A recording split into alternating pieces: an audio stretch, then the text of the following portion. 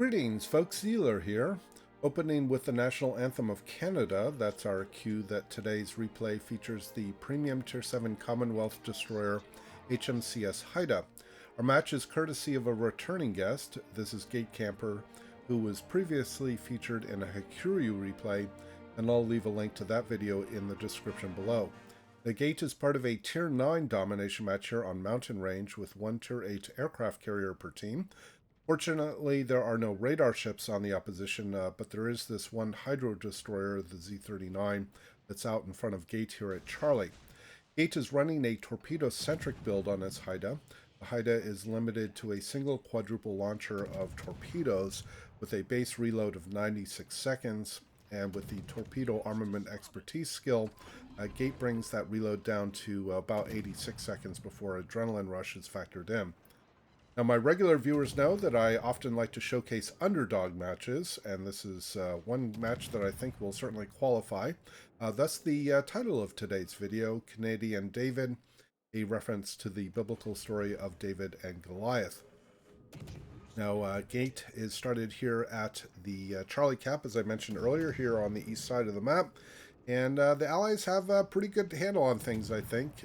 We have a lot of close support, including the carrier. They are focusing the Z-39, who looked like he was not running last stand. His engine was knocked out, and based on how slowly he was moving, makes me suspect that he did not have last stand. That skill is pretty much a straight-up standard for all destroyers in the game. If you ever see a destroyer build that does not include last stand as the first level 2 commander skill, I would be a little bit suspect of that recommendation. Gate is trying to swing over here a little farther to the east and try to get another shot on the Z-39, who's lost most of his health, and Gate is getting some support from his allies with fire. There he knocks the engine out again on the Z-39, and based on how slowly the Z-39 is moving, or how quickly he lost speed, definitely seems to me that he is not running last stand. The Haida has 6 rifles. This is a very good close combat ship. It's another salvo out. The Z-39 goes into concealment. Yes, gets his first kill of the game. So the Haida has 6 rifles. She is a very good gunboat for close combat situations against other destroyers. She also has quite good concealment at 5.7 kilometers for frankly any tier, not just tier 7. And with the long duration, sort of short range hydro that she does carry as well, makes her a very good forward scout destroyer. She also uses the rolling smoke, which can be a plus and a minus depending upon the situation. Those torpedoes look really good on the Scharnhorst. Yes, he gets his second kill of the game. We're just a few minutes in, and he's already up to 2 kills. So the Allies have a really good handle here on Charlie. However, on the west flank, the Allies have lost a couple of ships in quick succession. They still have a 1-ship advantage, but they are losing ships in the west and gaining a good handle here in the east. And so things will look like they probably are going to get decided at Bravo pretty quickly, it looks like. So a couple of opponents, the Lyon and a Shores, over here again on the east side. And but they're not going to be able to keep the Allies from taking the Charlie Cap. We've lost the Brindisi. That was the cruiser that was on the southwest side of Charlie. He was very overextended. That was not a good position for him to be in. So the opponents have gotten themselves back to just a 1-ship deficit. Some long-range gunnery here. These shells are pretty floaty at that range. He is landing some shots, so some good aiming here by Gate against the Lyon.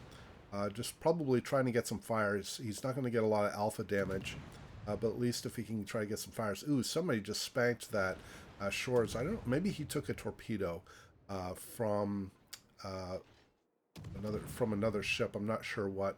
But in any case, yeah, it looks like the Allies have, well, they definitely have secured Charlie, so they're going to need to move over here to Bravo and try to hold things there, try to take that cap, and then keep the opponents from pushing back over from Alpha into Bravo. Again, the opponents look like they're pretty strong on that west side. They have at least a 4-ship presence against the 3 allies.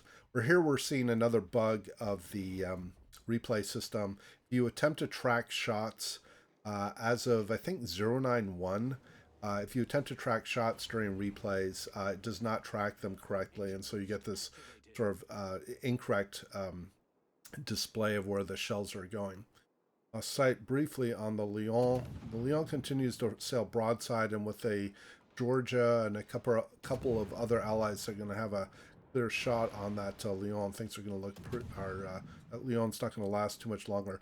Ooh, nice! The Georgia on Gates port side takes out the shores. That just leaves the Lion. The Allies did lose their own shores over on the west flank, over by over by Alpha. So their ranks on that side continue to get thinned. They've now secured Bravo. I should call out that the Gneisenau took Bravo without being contested. They're the Mahan at on the west side. Ooh, man. Wow. Okay. Well, the long-range gunnery paid off, and Gate gets his 3rd kill of the game by taking out the Lion. It was a little bit of a kill secure, but good to have no opponents here on the east side at all. I was mentioning that the Mahan over at Alpha that was trying to take that cap was taken down, and then the Gneisenau here that's out in front of Gate was able to secure Bravo without being contested at all. So a little bit of a play on the destroyer moniker of the Gneisenau because it carries torpedoes. It can also take caps. So as I mentioned, there's going to need to be a focus here on defending things at Bravo. There is a single Allied Tirpitz very far northwest of Alpha. He is not going to be in a position. In fact, we don't even see him, so we don't know how healthy he is.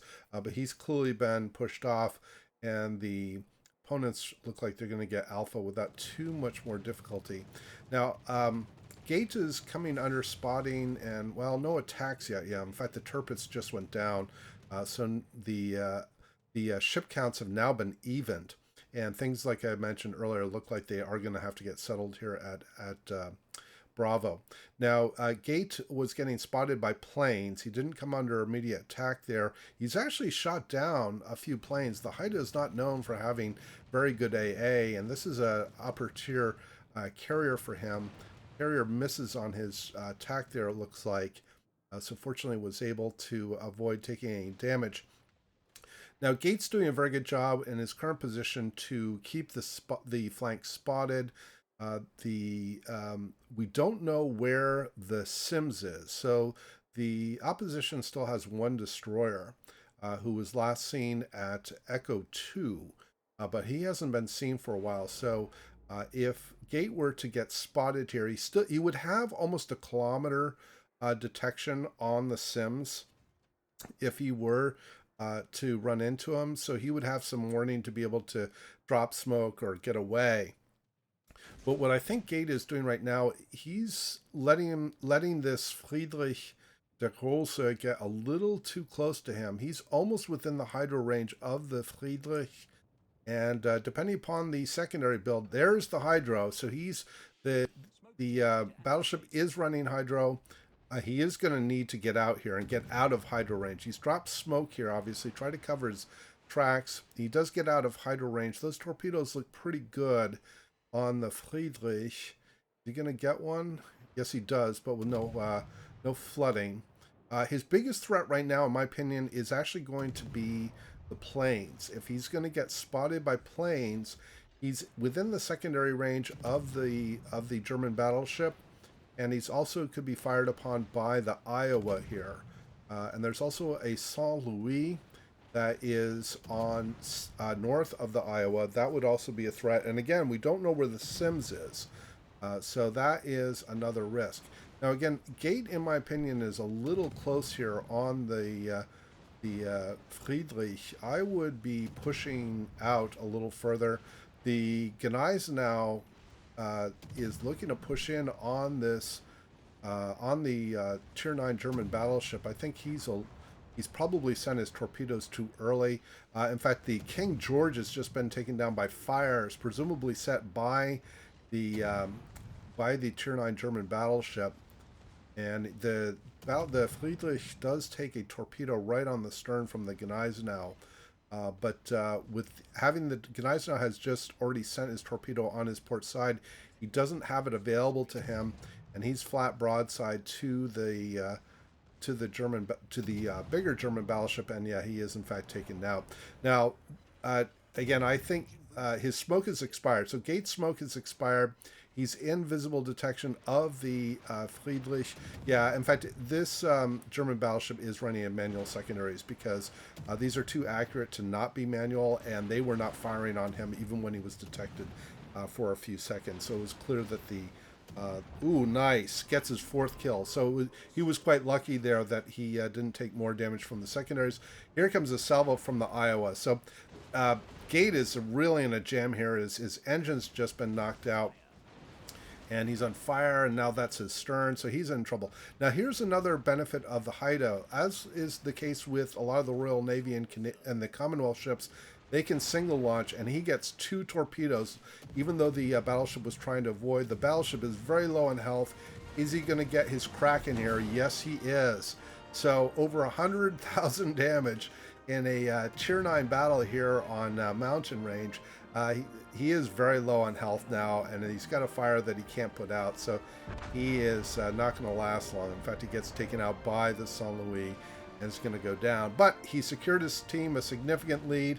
We transition a few moments later to the Georgia taking out the Sims, and then a few moments later, the very elusive Saint Louis is finished off by fires from the aircraft carrier. So Kraken unleashed 100,000 damage in a tier 9 domination match, like I said, here on Mountain Range. So very impressive. Top XP went to the Georgia, but Gatecamper's performance was excellent. So thank you very much, Gate, for sharing this replay with us. I hope everybody did enjoy the replay and the commentary. Please do leave your comments below. And as always, we hope to see you out there on the virtual seas, and we wish you happy sailing.